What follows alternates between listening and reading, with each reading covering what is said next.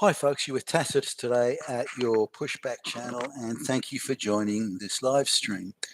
In this essay, I'd like to talk about, I suppose, school shootings generically, but given there's been a couple of recent ones in the United States, I suppose it's worth mentioning those. So now I've seen some of the footage.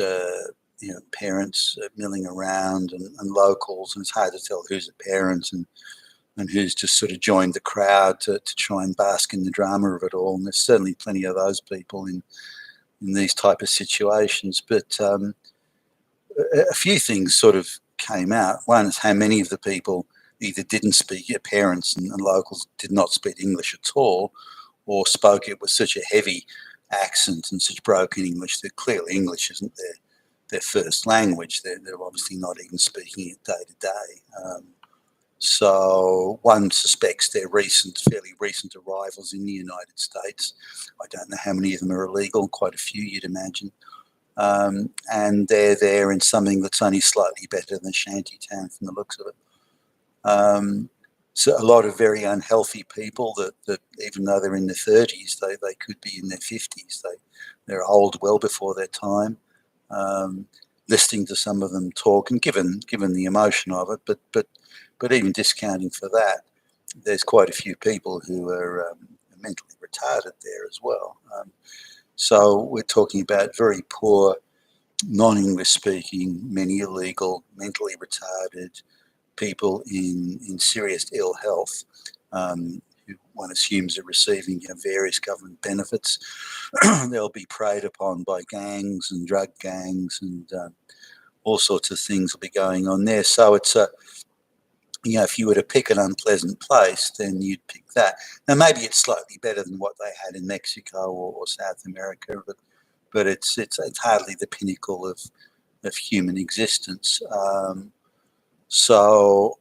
And all these people have really is their families. And there's a lot of broken families there, a lot of households without fathers. I don't know, the father's dead, or are there a lot of people just having very casual sex, and they've got no idea who they sort of slept with and who was their partner in conception and so on.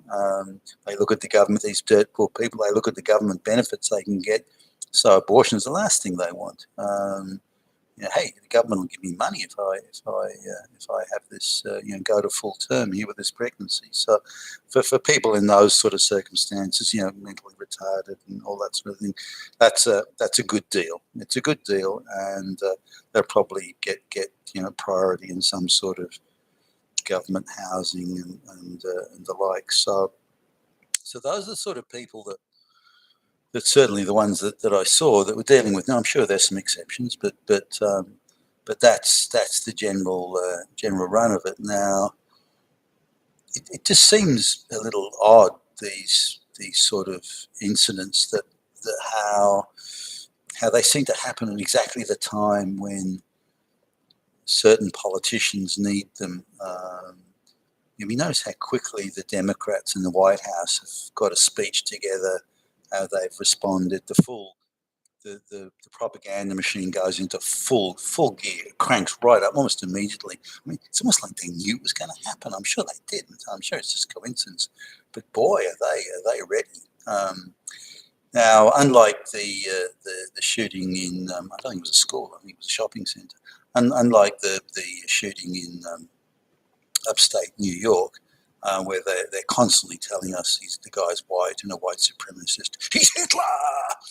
This guy in Texas is Hispanic, so he's just referred to as the shooter. There's no reference to, or hardly any reference to it. He's very neutral terms being used for so they can't really exploit the Hispanic nature, or the kid. I think he was 18.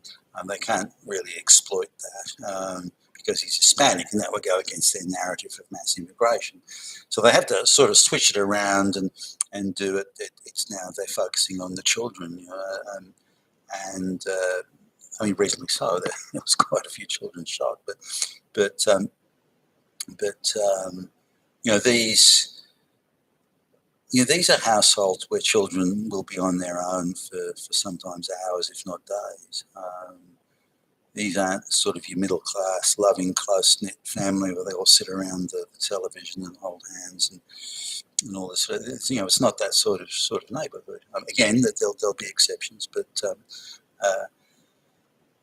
so there's a complete focus here on the idea, the emotional idea. Everyone goes, "Oh, children shot," and so they're ramping up this, and so let's cross to the sleazy NN newsroom, and Billy Bob's the executive producer, and okay, this shooting of kids, it's fucking ratings gold. It is ratings fucking gold. And I want this fucking ginned up to the max. I want the shit ginned up out of this. Okay, what do we got here? What do we got?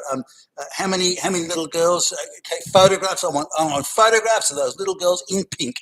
No, that's fucking blue. Fuck, I want fucking pink. Little girls in pink, all right? Now, just don't show the whole dead body. Maybe just the feet or something like that, or maybe the face down. Okay, we want some emotion into this. Like, who's the script writing? What sort of words are you using here to do?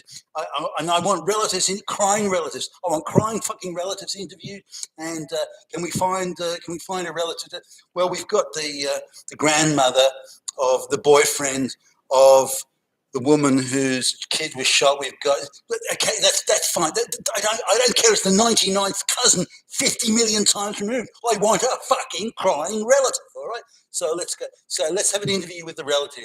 Let's call her Granny. All right, Granny. So Granny, how's it feel? Monsters were getting at little Rosie. Little Rosie was being got at with monsters tearing at her, Granny. She was calling your name out, Granny. She wanted you to come and help. What do you think, Granny? Granny's bawling her eyes. Good. Close up on those tears. Close up on those tears. Okay, ramp it up a bit more. Ramp it up. Come a bit more. Rosie was calling out for you, Granny. She said, Granny, you got to get Granny crying a bit more. I want Granny crying a bit more. Okay, we want a few more relatives here just doing this. Let's get this all ginned up here. I want to see crying relatives. And I said little girls in fucking pink. Now you've got her in yellow. I want fucking pink. I told you that. I want this. Look, let's get the news thing going. I want this at 6 o'clock news, and I want this going. I want this ginned up to the max. I want every household in America crying into the fucking television when they watch this news thing. Okay. So this is how they gin it up, and they push it to the max, all using the dead bodies of school kids here. It's insane. It's insane. And you've got to wonder, I mean, I just don't believe these things are random. They just can't be random when they suit the agenda, the political agenda of one particular party. Maybe they didn't set it up. Maybe they just weren't as active and as diligent in stopping it when they could have. This idea that the police on the scene, these aren't senior decision-making officers on the scene. Why did they wait around for an hour? That's not their decision. Someone higher up was making that decision. So follow the chain of command here to find out what's going on there. This idea that the police on the scene were at total sovereignty and autonomy is just nonsense. You have to think sometimes that there are some people there who are selecting